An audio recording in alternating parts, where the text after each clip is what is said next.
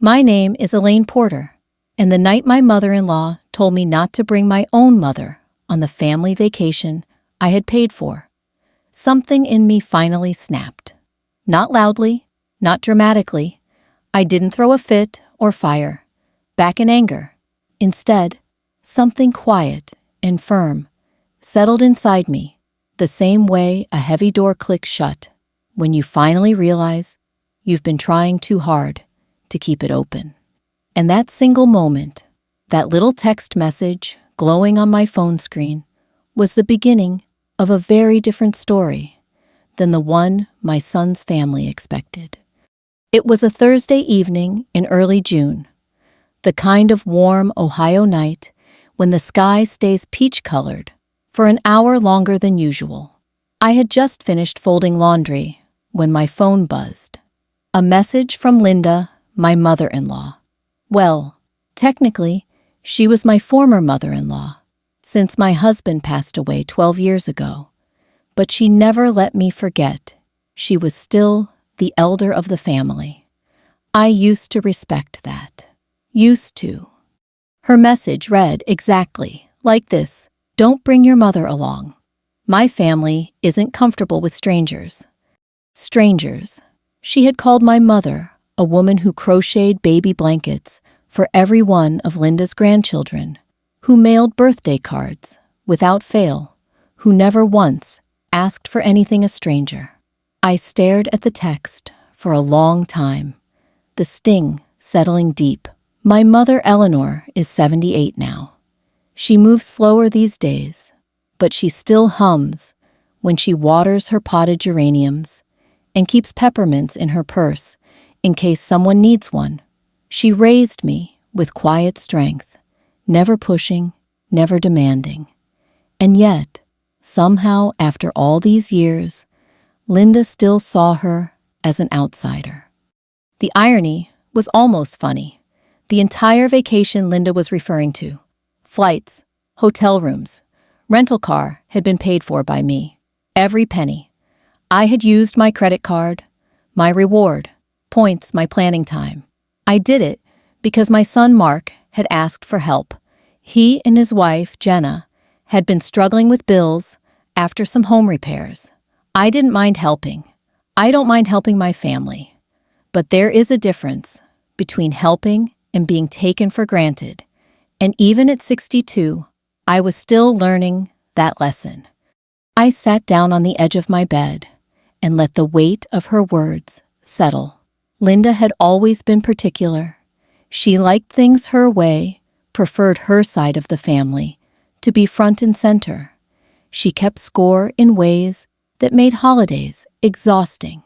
I used to shrug it off, but something about dragging my mother into it, no, not just dragging her and pushing her out, made something inside me harden. I set my phone aside and walked into the kitchen. Mom was sitting at the table, flipping through her coupon booklet, wearing those big reading glasses she swears make her look scholarly. When she looked up, she smiled that soft smile of hers, the kind that always made me feel like everything in the world was a little less heavy. "Everything okay, honey?" she asked. I thought about reading her the message. I thought about letting her see what Linda had said, but I couldn't. I wouldn't hurt her like that. "Everything's fine, Mom," I said instead. "Just a message." She nodded and went back to her coupons, unaware of the small storm gathering around her. After she went to bed, I sat at the kitchen table with a cup of chamomile tea and opened my laptop. My travel folder was neatly organized. Printed confirmations, saved PDFs, all the details for the family trip to Myrtle Beach. Our flights were booked under my airline account. The hotel rooms were reserved using my credit card. Even the rental SUV, big enough for all 6 of us, was tied to my loyalty number. I clicked through each reservation slowly, thoughtfully. I didn't cancel anything. Canceling would have been loud, angry, reactive. Freezing the trip, however, that was quiet, controlled, a lesson wrapped in courtesy. I changed the passwords to my airline and hotel accounts. I added two-factor authentication. I enabled travel holds. I added verbal passcodes. And then, with one final click, I locked down every single confirmation number so tightly that only I could access them. Not a single reservation was canceled. Not a single dollar lost. But without me, nothing, absolutely nothing could move forward. When I closed the laptop, a strange calm washed over me. I wasn't someone who sought revenge. I wasn't someone who wanted to cause trouble. I had spent most of my life trying to ease tension, not create it. But there comes a time, especially in a woman's 60s, when you stop apologizing for having boundaries. And that night, mine had finally found their shape. The next morning, my son Mark called excited and cheerful, wanting to talk about dining options near the boardwalk. I listened, answering politely, knowing what was coming. Eventually, he said, "Hey, Mom, will you send us the flight confirmations? Jenna wants to update the itinerary." I took a slow breath. "I'll send them later," I said. "I'm still organizing things." He accepted that without question. Why wouldn't he? I had always handled everything. Later that afternoon, Linda sent another text, shorter this time. "Just checking that everything is handled. We want this trip to be smooth." Oh, it would be smooth, just not in the way she imagined.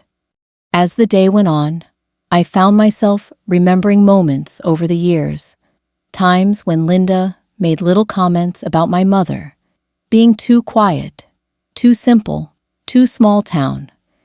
It had chipped away at something inside me, something I didn't even realize was fragile until it broke. But now, for the first time, I felt a strange sense of steadiness, like I was finally standing on solid ground. I walked into the living room where my mother was knitting on the couch. "Mom," I said softly, "how would you feel about a little getaway sometime? Just the two of us." She looked up surprised. "Oh, I'd love that. But what about the big family trip?" I smiled gently. "We'll see how things go." And I meant it. I wasn't doing this to punish anyone. I was doing it to remind them, to remind myself, that respect isn't optional. It's earned.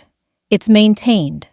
And when someone insults the person who raised you, who shaped you, who stood by you through every storm, well, some lessons are best taught quietly.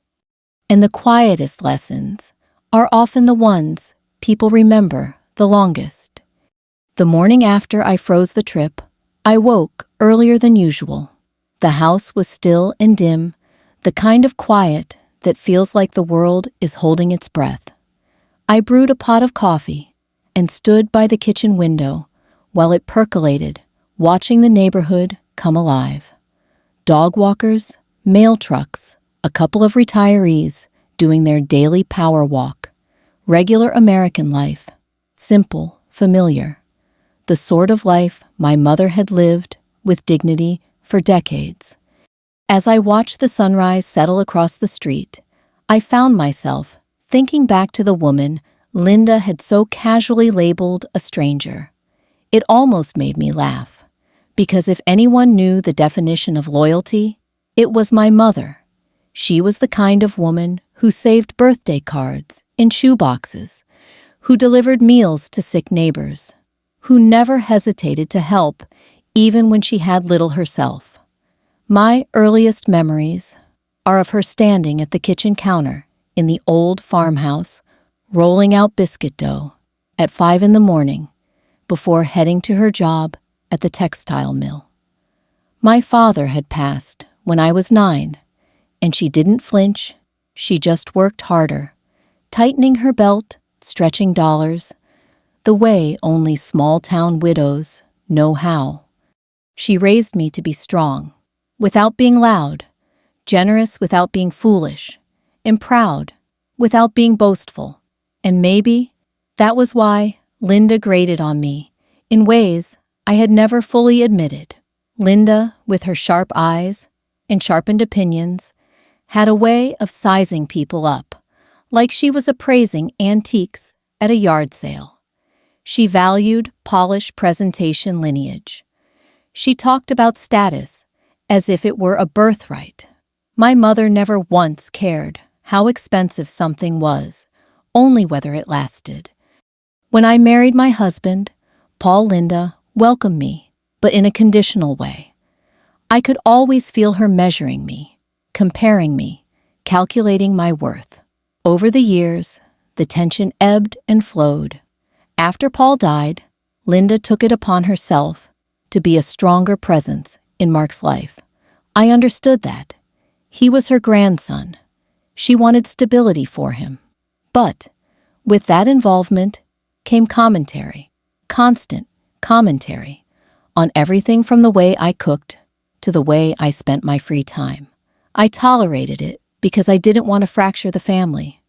My mother always said, "Some mountains aren't worth climbing, honey. Just walk around them." So I walked around Linda's comments again and again. But eventually, those mountains added up. After Mark married Jenna, things grew more complicated. Jenna was pleasant enough, but she drifted into the same rhythm as Linda, subtle judgment disguised as politeness. Nothing sharp enough to confront outright, but persistent enough to sting. And through the years, while they made decisions and plans, budgets and dreams, I became the quiet backbone in the background, babysitting when childcare fell, through cooking meals when they were overwhelmed, helping with their down payment when interest rates climbed, covering unexpected expenses when their furnace died in the middle of winter. I didn't resent it. I love my son, and I wanted him to have a good life. But somewhere along the way, gratitude turned into expectation, and expectation turned into entitlement. I poured myself a cup of coffee and sat at the kitchen table. Mom wandered in a few minutes later, wearing her soft blue robe and slippers, silver hair slightly mussed. She smiled sleepily and reached for her favorite floral mug. "You're up early," she said. "Just thinking," I replied. She chuckled. "That sounds dangerous." I smiled at that she always knew how to lighten a heavy moment without even knowing it. I didn't tell her about the text, didn't tell her about freezing the trip. Protecting her wasn't a burden. It was instinct. After breakfast, I drove her to the grocery store. She walked slowly through the produce aisle, pausing to smell peaches and inspect lettuce like she was choosing something sacred. That was the thing about my mother. She found meaning in the smallest rituals. Watching her reminded me why Linda's words had struck so deeply. Mom was never a stranger. She was home. As we were loading bags into the trunk, my phone buzzed. Another message from Linda. "Please make sure all travel papers are ready. We want this trip organized. No, please, no acknowledgement, no courtesy beyond the bare minimum. Just another directive." I didn't reply. While we drove home, Mom talked about coupons, the neighbor's new dog, and how she wanted to pick up yarn for another blanket. I listened, my hands steady on the wheel, my decision settling more firmly with each passing minute. I remembered the times Linda had made offhand remarks about my mother. Once at Thanksgiving, she'd said, "Eleanor isn't used to larger gatherings. She's probably overwhelmed." Another time at Mark's old baseball game, she remarked that Mom looked tired and maybe should sit out events. Little knives disguised as concern. Mom had never known. I never let her know. After lunch, I sat at my desk and opened a photo album, one I hadn't touched in years. Inside were pictures of my mother in her younger days, standing beside the old Chevy she used to drive to the mill, holding me as a baby in a crocheted blanket, posing at my high school graduation in a dress she had saved for months to afford. Each photo felt like a quiet testimony of her worth, a worth Linda had dismissed with a single careless text. It hit me then, this wasn't about a vacation. It wasn't even about Linda. It was about defending the woman who had defended me my whole life. By late afternoon, Mark called again. "Mom," he said, "Jenna's trying to finalize the itinerary.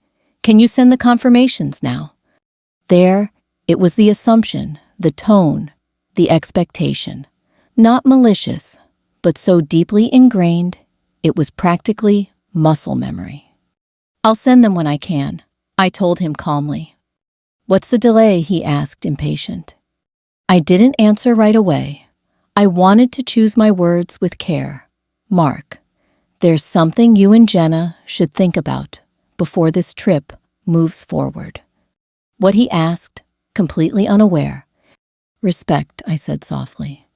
He didn't understand. Not yet. But he would. By the time evening settled in, I felt surprisingly steady.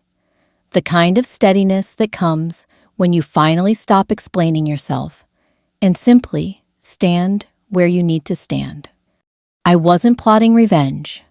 I wasn't trying to cause a meltdown. I was teaching a quiet lesson, one my mother had taught me long ago. People won't always value you the way you deserve honey, but you must value yourself first. And for the first time in a long while, I was listening. That night, after my mother went to bed and the house settled into its familiar hush, I sat at my desk with my laptop open, the blue glow reflecting against the framed photographs around the room. Pictures of Mark as a boy, my late husband smiling on a fishing trip, my mother holding a freshly baked pie, all reminders of the life I had lived, quiet, giving, dependable. But something had shifted inside me, and for the first time in a long while, I wasn't interested in being taken for granted. I clicked open the folder labeled Myrtle Beach Trip. Every detail was lined up neatly, just the way I liked things. Flight confirmations, hotel reservations, rental car agreements, dinner bookings I had made because I knew my son's family liked to vacation with a plan. All of it resting quietly under my control, as if waiting for me to decide what they were worth. And suddenly, it felt so obvious. If they didn't value the hands that planned and paid for their vacation, then they didn't deserve the benefits of it. I began with the airline account, American Airlines. I logged in and changed my password to something long and unguessable, then activated two-factor authentication, tied to my landline, the one no one in the younger generation ever bothered calling. After that, I added a verbal security PIN, a step that required me to speak the phrase aloud. My voice came out steady. "Respect matters." The agent didn't comment, but she paused just long enough that I suspected she understood more than she let on. Next came the hotel. Oceanfront suites, adjoining rooms, all paid in advance. I pulled up my reservation and clicked through the settings one by one. I didn't cancel anything I didn't need to. Instead, I placed a travel hold and added a full account lock requiring 3 forms of verification. It took less than 5 minutes to secure the entire stay behind digital walls they would never be able to climb. The rental SUV was even easier. One login, one toggle, and the reservation became owner access only. No one could modify, check in, or claim the vehicle unless I physically appeared with my ID. I took a sip of tea and couldn't help smiling. Not a wicked smile, not a triumphant one, just a quiet acknowledgement that for the first time in decades, I was no longer accommodating everyone at my own expense. When everything was locked down, I pushed the laptop away and folded my hands in my lap. The house felt different, lighter somehow. Not because I had hurt anyone, no one was hurt yet, but because I finally acted in a way that honored my own boundaries. The next morning, My phone chimed again. A message from Jenna this time. Hi, Elaine. Can you send the hotel confirmations today? I want to register the kids' activities. I stared at the message for a full minute. There was no thank you, no sorry about what Linda said, no acknowledgement that I had bankrolled the entire vacation. Just another expectation. I typed back, I'll send them when I can. Less than a minute later, she replied, we just need them soon. No rush, but sooner is better. The irony almost made me laugh. I spent the day cleaning out a closet I had been ignoring for months. I found old cards tucked into shoeboxes, cards my mother had written cards from Mark when he was little. So many soft thank yous from a time before gratitude became a rarity. That afternoon, Mom shuffled into the living room with her knitting bag. Should I start a blanket for Miss Carolyn's new granddaughter? She asked, always thinking of others. I think yellow would be nice. I nodded. Yellow's perfect. She settled onto the couch, humming softly, while she worked, unaware of the storm, brewing just beyond our quiet walls. The more I looked at her, the more I knew I had done the right thing. Protecting her wasn't just instinct, it was honor. Later that evening, Mark called. Mom, Jenna says she still hasn't gotten the confirmations. Can you send them now? I paused, not because I didn't know what to say, but because I wanted to measure my tone. I didn't want anger. I wanted clarity. Mark, I said carefully, I'm still thinking through a few things before I finalize anything. He let out a sigh, the kind he used when he was stressed. Mom, we really need this trip.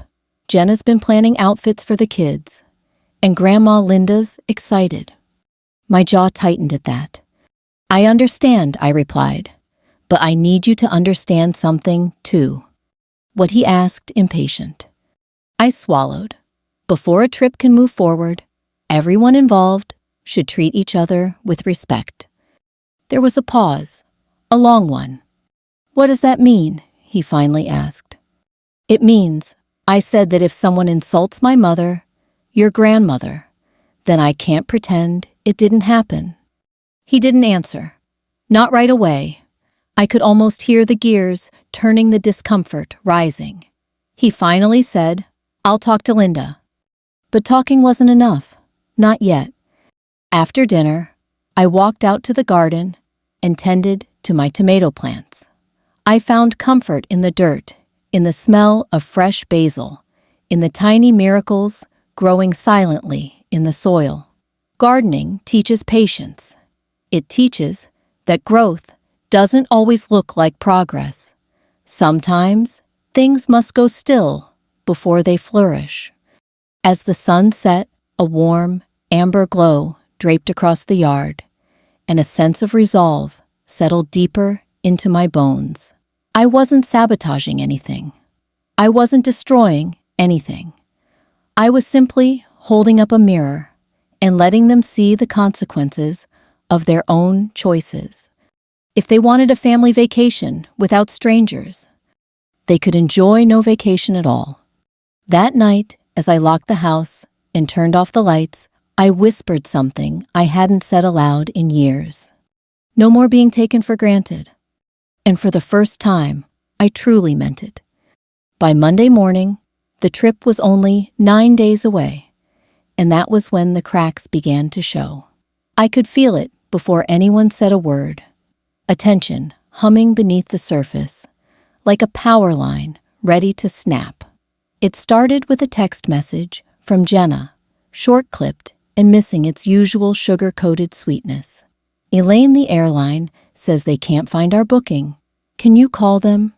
I read it while stirring a pot of oatmeal on the stove. Mom sat at the table behind me, humming to herself as she sorted buttons for a craft project. I didn't answer the message right away. Instead, I set my phone face down beside the stove, added a sprinkle of cinnamon to the oatmeal, and let the silence settle. From the living room came a second buzz, then a third. By the time I carried 2 bowls to the table, my phone was lighting up like a slot machine in Las Vegas. Mom raised her eyebrows. "Everything all right, sweetheart?" "Just a little family misunderstanding," I said gently. "We'll let it breathe." She didn't press. My mother has always had a gift for knowing when something is too tender to touch. After breakfast, I stepped out to check the mailbox. The early summer sun was warm on my shoulders, the kind of warmth that reminds you life can be uncomplicated, even when people aren't. I stood there for a moment, breathing it in. When I returned inside, I found 3 missed calls from Mark. I listened to the voicemail while leaning against the counter. "Mom, it's me. Jenna says the hotel can't pull up our reservations either. They said the account is locked. I don't know what's going on, but can you call me?" He hesitated before hanging up, like he wasn't sure if frustration or concern should take the lead. I didn't call back. Some lessons take time. By mid-afternoon, the collapse had reached Linda herself. My phone rang, with her name flashing across the screen. I watched it ring until it stopped, then turned the ringer off entirely. A minute later, a text came through. "Elaine, please call me immediately. Something is wrong with our travel plans." I almost laughed. Our travel plans. As if she had contributed even $1. But the real frenzy began when the rental car agency emailed Mark directly notifying him that the primary account holder must be present for vehicle release. That, of course, was me. Not Jenna, not Mark, and certainly not Linda. At 4:32 p.m., my phone lit up again. This time, it was a video call from Mark. I let it ring out once more, then twice. Finally, on the 3rd attempt, I answered. His face appeared on the screen, flushed and tight with worry. I could see part of the kids' playroom behind him, scattered Legos, a toppled pillow fort. "Mom," he said sharply, "what's going on with the trip? Nothing is working. The airline says the booking can only be accessed by the account owner. The hotel says they need your ID, the car rental." He stopped to take a breath. "Can you please fix this?" I looked at him calmly. "I'm not sure what needs fixing, Mark." His eyebrows shot up. "Mom, everything needs fixing." Behind him, I heard Jenna whispering something urgent. He turned his head, muting the call. When he came back, his voice had softened. "Look, we're not trying to bother you. We just need the info."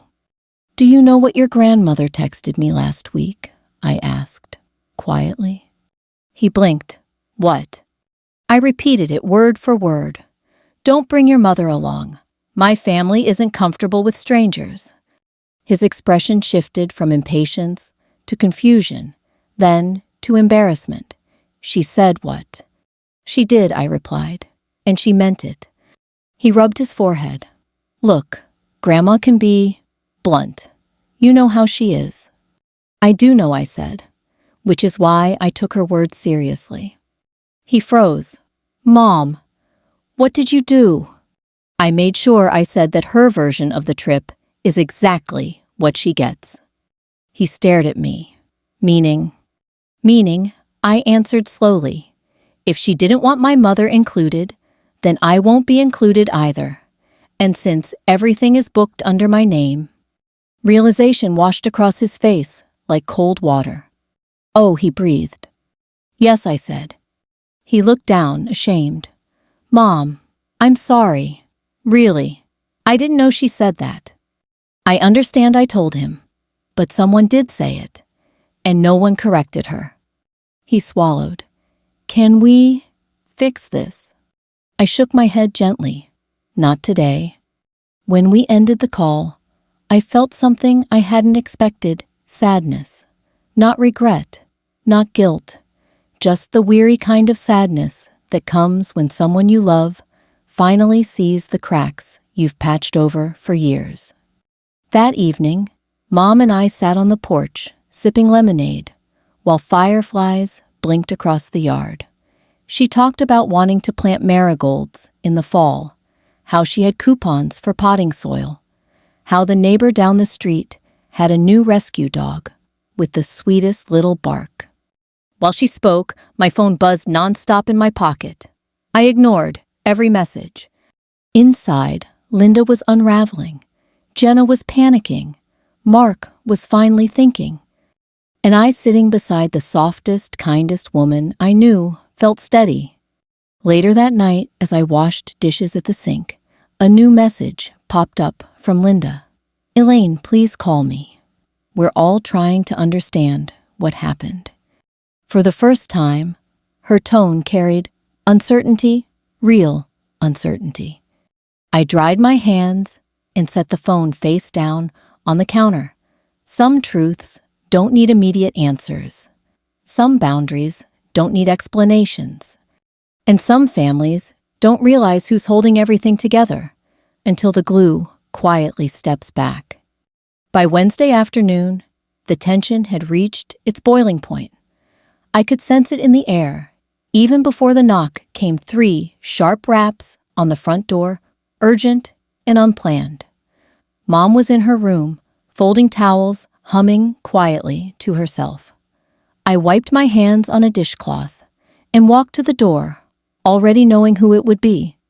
When I opened it, Mark stood on the porch, shoulders, tight cheeks, flushed from either frustration or embarrassment, maybe both. He held his phone in one hand, gripping it like a lifeline. Behind him, his car idled in the driveway. Kids' toys, visible through the window, still scattered from the chaos of their morning. "Mom," he said, not bothering with a greeting, "we need to talk." I stepped aside. "All right, come in." He walked into the living room, pacing once, before sitting on the edge of the couch. He ran a hand through his hair, the same way he used to do before exams in high school. I sat opposite him, waiting. Patience was something motherhood had taught me well. "Mom," he began the entire trip, "everything is locked. The airlines won't talk to us. The hotel said only the account holder can verify anything. And Grandma is losing it. She's convinced something is wrong with the bookings." I nodded gently. "Nothing is wrong with the bookings." He blinked. "What?" "Nothing is wrong," I repeated. "Everything is exactly as I left it." He stared at me, confusion turning into realization. "So, you did this on purpose." I didn't flinch. I adjusted the plans to reflect the respect, or lack of it, shown to my mother. He groaned, sinking back into the couch. "Mom, this is getting out of hand." "Is it?" I asked softly. "Or is it finally being handled the way it should have been years ago?" He didn't answer. Not yet. I stood, walked to my desk, and pulled out a folder, thick, neatly organized, every receipt and confirmation clipped and sorted. I laid it on the coffee table between us. "This," I said, tapping the folder, "is the trip you all were planning to take without any acknowledgement of who made it possible." He looked down, eyes drifting over the printed confirmations, my credit card, my loyalty accounts, my signature on every page. "I didn't realize how much you'd done," he murmured. "That's the problem," I replied gently. "No one realized. Or maybe no one wanted to." He swallowed hard. "Mom, why didn't you just tell us you were upset?" I smiled sadly. "Because I've been telling you for years. Not with words, with exhaustion. With silence. With the way I keep stepping back so others can step forward." He looked up, guilt tightening his eyes. "And Grandma's text was the breaking point." "Yes," I said. "When she called my mother, a woman who has only ever shown kindness, a stranger. That was the moment I decided my silence wasn't helping anyone anymore." He nodded slowly, his shoulders sagging. "I told Grandma she crossed a line." "And what did she say?" He hesitated. "She said, She didn't mean it like that. I sighed. She meant it exactly like that. She just didn't expect consequences. He leaned forward, elbows on his knees. Mom, I'm sorry. Really. We've taken advantage of you being the dependable one. And I didn't see how disrespectful it was. Especially to Grandma Eleanor. I softened at that. There it was, the truth, landing where it needed to land. I waited, letting him own the moment fully before I continued. I love you, I said, and I've loved supporting you, but you all forgot something. Helping is not the same as being obligated, and respect does not disappear just because a woman stays quiet. He looked up at me, eyes damp. I don't want to lose you over this. You won't, I assured him, but you may lose the version of me that never said no. A long silence stretched between us. Outside, a lawnmower buzzed in a neighbor's yard. A dog barked. Life went on even while hours shifted. Finally, Mark spoke. What do you want us to do? I want an apology, I said firmly. Not just to me, to my mother. She was the one insulted. He nodded without hesitation. I'll make it happen. I'll talk to Jenna and Grandma. I folded my hands in my lap. And I want you to understand something. This isn't punishment. It's clarity. Sometimes a woman in her 60s has to teach her family how to treat her. He gave a small, rueful laugh. I guess we all still have growing up to do. You're not the only one, I whispered. He stood, walked around the coffee table, and hugged me tightly. It caught me off guard. He hadn't hugged me like that in years. Not since Jenna became the family planner, the social organizer, the decision maker. I'm sorry, Mom, he repeated into my shoulder. I held him for a moment before stepping back. I know. As he pulled on his shoes near the door, he turned back. So, what about the trip? I smiled gently. The trip will stay frozen until the people who made the problem apologize for it.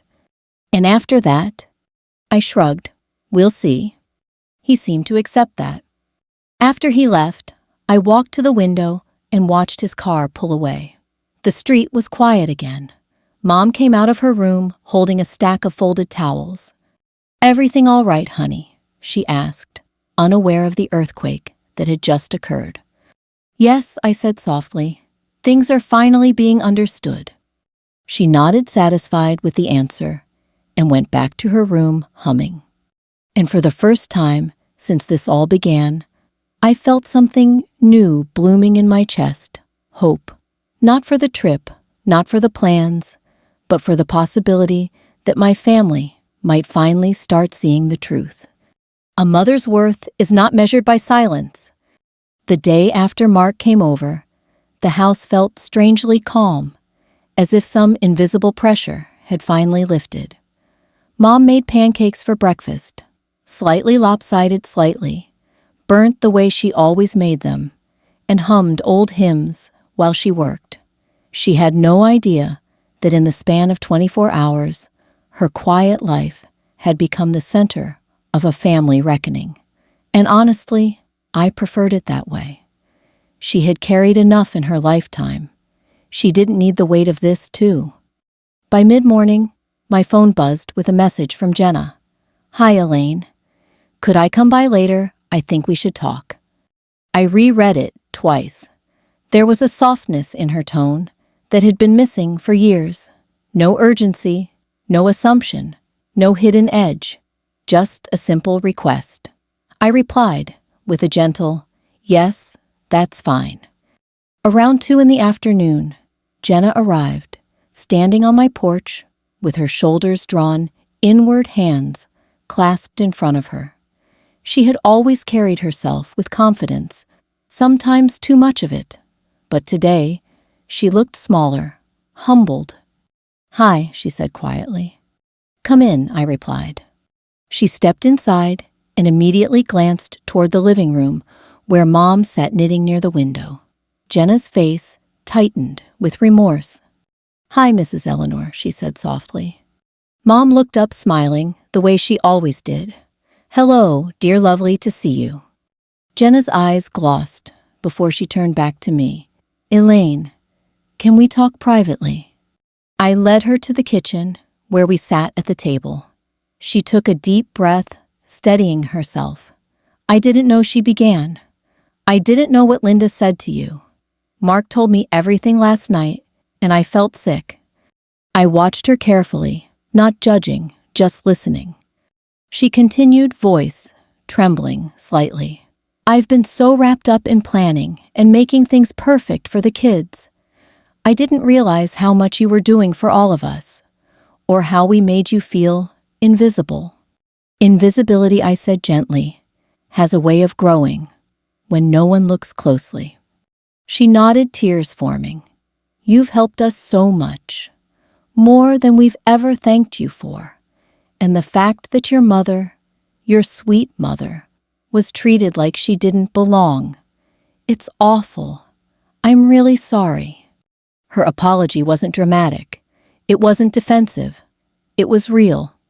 I reached across the table and touched her hand. "Thank you for saying that. It means more than you know." She exhaled, relieved. "So, what happens now?" Now, I said we take things one step at a time.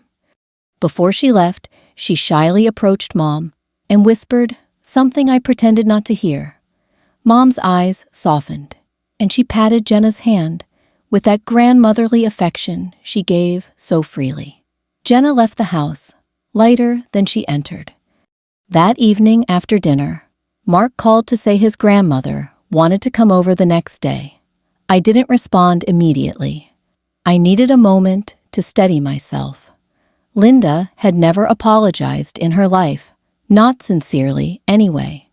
If she was coming here, it would either be a breakthrough or another storm. When she arrived the next morning, she stood on my porch in her pressed slacks and neatly curled hair, looking every bit the woman who believed appearances could fix anything. But her eyes, they were different, less sharp, a little tired. "Elaine," she said quietly. "Come in." She stepped inside and immediately glanced toward Mom, who was trimming dead leaves off her potted geranium. Linda's jaw tightened, not with disdain this time, but with guilt she didn't quite know how to carry. "We should talk," she said. We sat in the living room, the morning light filtering through the curtains. Linda folded her hands in her lap and stared at them for a long moment before speaking. "I spoke, out of turn," she said, finally, "and I said something hurtful. I shouldn't have called your mother a stranger. That wasn't fair." The words were stiff, but they were real. "My mother is family," I said softly. "She always has been." Linda nodded once. "Yes, you're right." There was silence, long and awkward, but honest. Then she did something I hadn't expected. She turned toward my mother. "Eleanor," she said gently, "I'm sorry. I truly am." Mom looked surprised, then gave her a warm, forgiving smile. "It's all right, Linda. We all say things we shouldn't sometimes." Linda blinked back tears she refused to shed. After she left, I felt a strange lightness, like a door I hadn't realized was locked had opened just a crack. Not wide, but enough. That afternoon, while sitting with Mom on the porch swing, I turned to her. "How would you feel about a small trip, just us, somewhere quiet, somewhere we'd enjoy?" Her face brightened. "Oh, I'd love that. I haven't seen Lake Erie in years." And just like that, a new plan began to take shape. Not a grand family vacation with drama and expectations, but a simple, peaceful getaway. One rooted in love, not obligation. By Friday, I had unfrozen only one reservation, a small lakeside cabin for 2 nights. Nothing fancy, nothing stressful, just a place to breathe. Meanwhile, Mark and Jenna worked through the fallout of their own canceled plans, finally understanding that respect was the foundation upon which everything else rested. Before we left for our trip, Mark stopped by. He hugged me and said, "We're going to be better, Mom. I promise." And for the first time in a long time, I believed him. That weekend, as Mom and I sat by the lake water, shimmering gulls calling overhead, I felt something deepen inside me. Peace. Not the peace that comes from silence or avoidance, but the kind that grows when boundaries are honored and lessons are learned. The family vacation might have fallen apart, but something better had begun to take shape. Clarity, respect, renewal. When Mom and I returned from our quiet weekend at Lake Erie, the house felt warmer, somehow, like the air itself had softened. We carried in our suitcase the knit blankets she insisted on bringing, and a small bag of blueberry preserves we bought from a roadside stand. Simple pleasures, the kind that stay in your memory long after bigger events fade. Mom went straight to her room to put away her things while I made us tea. As the kettle warmed, I looked around the kitchen, the same kitchen I had cleaned, cooked and worried in, and waited in for so many years. Something inside me felt different now, not hardened, not brittle, just stronger, like a support beam that had been reinforced quietly overnight. On Sunday afternoon, Mark invited us over for dinner. I hesitated at first, not because I was unwilling, but because I wanted to make sure Mom felt comfortable. When I asked her, she gave a warm little nod. "Family's family," she said. "People can change when they're ready." I smiled at that. She had always been wiser than she realized. We arrived at Mark and Jenna's house just after 5. The kids ran out, first little tornadoes of energy, hugging us, both shouting excitedly about drawings and toys and a caterpillar they found. I hugged them tightly, letting the noise and joy fill the space around me. Inside, Jenna was setting the table. She looked up when we entered, face soft, not performative this time. "Hi, Elaine." "Hi, Mrs. Eleanor."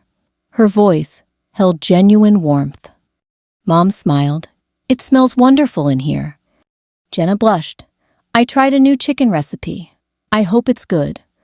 Linda was already seated in the living room, her posture still dignified, but her expression gentler. When Mom approached, Linda stood, and said, "Eleanor, I'm glad you're here." Mom touched her hand. "It's good to see you too, Linda." There it was, only a few words but enough. During dinner, conversation flowed easily. Mark asked Mom about the lake, and she told him about the windy pier and the ducks that waddled right up to her. The kids interrupted with their stories, and everyone laughed, even Linda. For once, she didn't dominate the conversation. She simply listened. After dinner, while the kids played in the backyard, Mark and I stepped out to the porch. "I'm glad you came," he said quietly. "I'm glad we were invited." He rubbed the back of his neck the way he always did when he was trying to find the right words. "I want to thank you again, not just for the trip, but for how you handled everything. I know it wasn't easy." "Mark," I said gently, "being a mother means doing better once you know better. That applies to grown children, too." He nodded. "I was blind to a lot of things. We all are sometimes."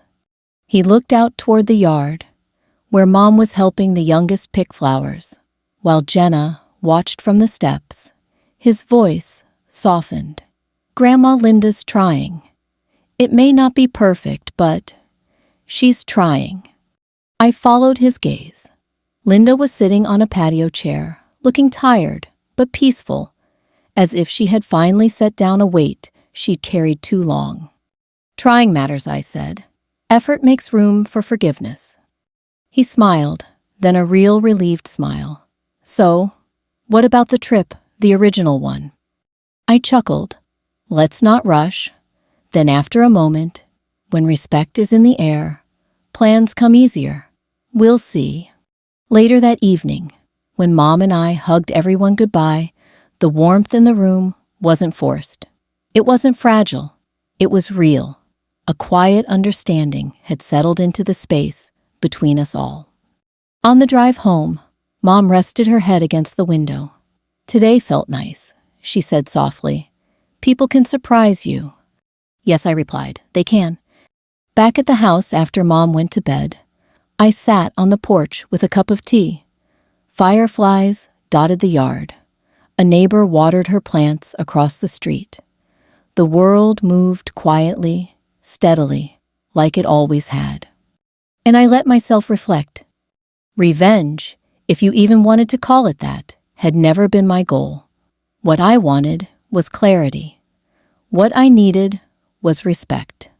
And what I had asked for finally was to be heard. Not loudly, not with shouting or ultimatums, but with boundaries forged in silence and steadiness. I thought about the women my age, who had spent their lives doing for everyone else, women who stretched themselves thin to keep families together, women who were invisible until they broke, women who carried burdens others never noticed. And I realized this wasn't just a story about a frozen vacation. It was a story about reclaiming value, quietly, firmly, gracefully. I looked up at the evening sky and spoke softly, as if sharing a secret with all the women who might hear my voice later. Respect begins with you. When you finally see your worth, others must adjust. And if they don't, you teach them how. The night air was cool against my skin, and the porch light flickered once before holding steady. I smiled, feeling the peaceful certainty that comes with choosing yourself without hurting others in the process. Before going inside, I whispered a final thought, one meant for whoever would someday listen to this story. If this touched your heart, share it with someone who needs strength today. And if you want more stories, stories of quiet courage, of boundaries, rebuilt of justice, found in silence, stay with me. We walk this road together.